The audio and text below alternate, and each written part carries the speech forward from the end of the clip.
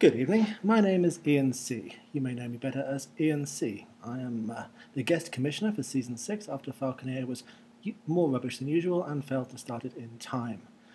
Now, I'd like to continue the tradition that he started of running these video seeding podcasts in a comedy accent. Unfortunately, I don't have one. This is what English sounds like when you say it properly. So, to start with the seeding then, first of all, we have some rather bad news. Unfortunately, we don't have a full 32-team lineup this season, which is the first time that's happened in 5 seasons. So a little bit disconcerting, however. We have 26 teams, which leaves us rather a prickly problem. 26 doesn't go very nicely into any setup the Cyanide likes, so we have to do it manually, because seriously, fuck Cyanide. Fuck those guys. We're going to have 2 divisions of 8 and 1 division of 10, which is less than ideal. Unfortunately, if we try and split up more equitably, so we have 2 divisions of 9 and 1 of 8, this means that we have to do it as an open league because you can't actually have less teams in the division than you've set up. Again, once more, fuck Cyanide.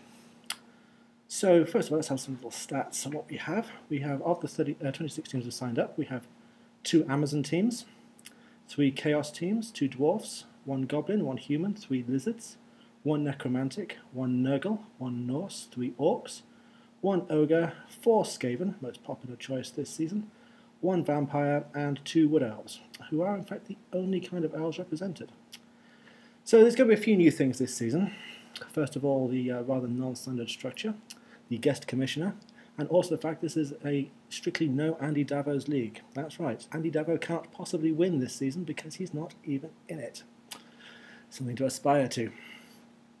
So, first thing I'm going to do is I'm going to draw 3 numbers out of a hat. I have, in Falconeer's tradition, I have set up 3 books. Unfortunately, I don't have cheesy old role-playing books, because I gave them all away years ago.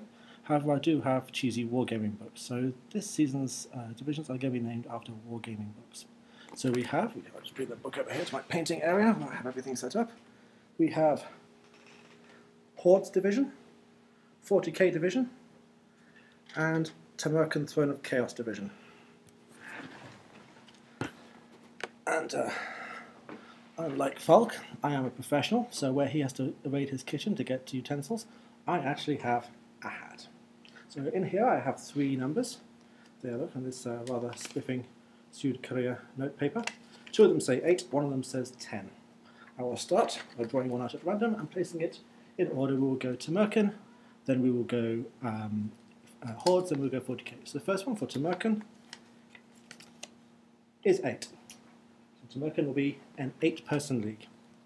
Then we have Hordes Division, which will be a division of 10, which of course means that the 40k division will be a season of 8.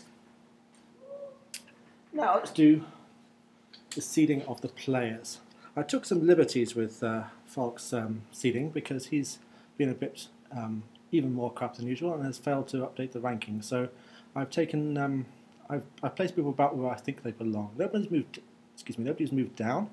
A few people have moved up if they weren't seeded before, if they're in tier noob before, and they clearly deserve better than that. And the 2 people who are new this season, that is Satael and Swiftblade, who we have no idea who they are. Well, I have some idea how Swiftblade plays, he's a friend of mine, are in tier noob. So again, we will start with the Tamerkan division. And the first noob in Tamerkan division is Satael, with his Warp Cheese Disciples. Which means that the Hordes noob will be Swiftblade and his Camptown Orc Boys.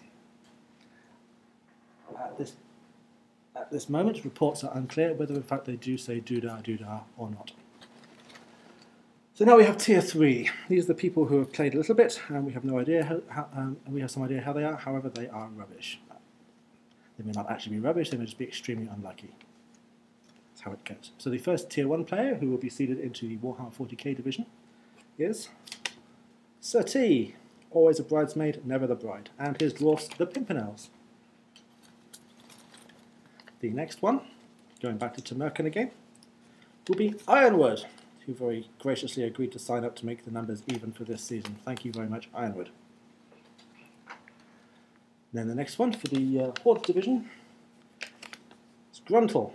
He probably doesn't deserve to be in Tier 3, but he was in there anyway, so what you gonna do?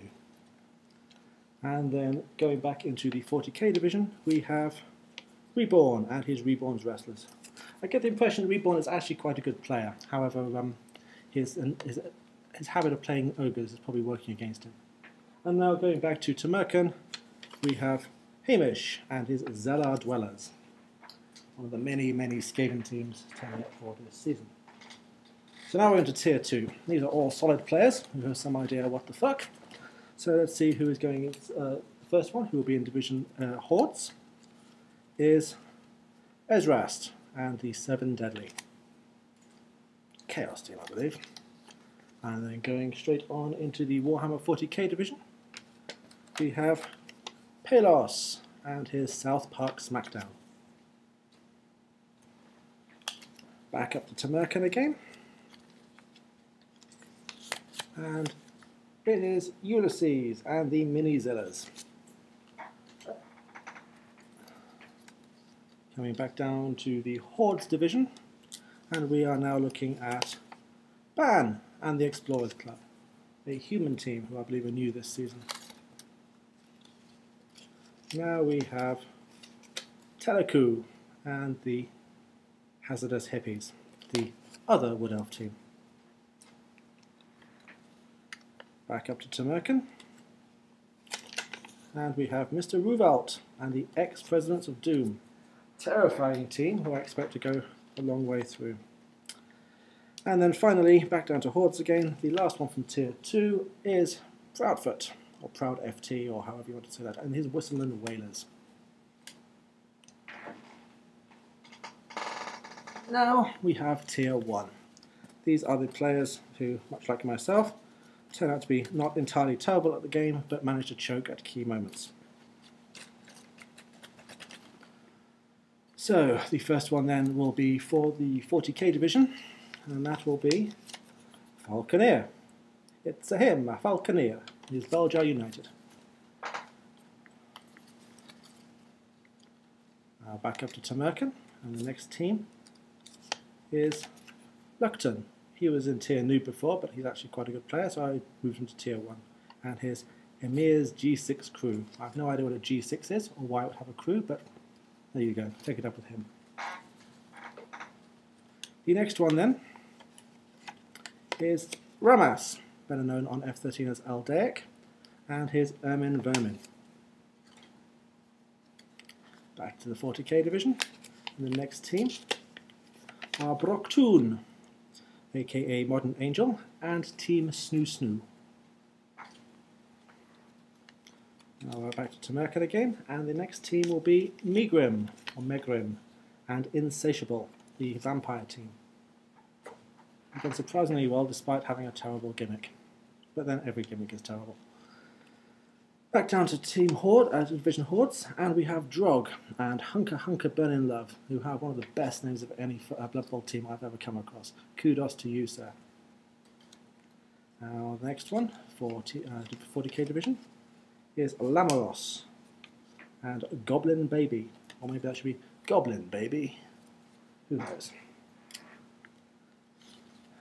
Back to Tamerkan, and the next one is your host Ian C. and Fina Culane. In case you're curious, the C stands for Compton, because I am straight out of. Between you and me, I have been known to swarm over every motherfucker in a blue uniform.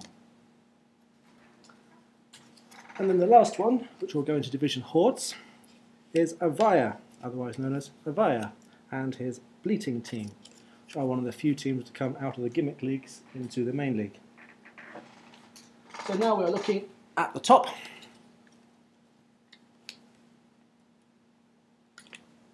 And we have, first one is Ingmar and Beardstorm, possibly their last appearance in the main league. Comstar and the F13 Catfighters, also known as the Amazon team without a gimmick. And Catford, otherwise known as Lice, although as he spells it with two L's, maybe it's Welsh, Llais, Here's tidy. See those two Blood Bowl teams by here? Well, mine's the one in the middle. And his team is alive, not dead. So there we have it. We have the divisions. I will write this up on the form and you can read about it soon.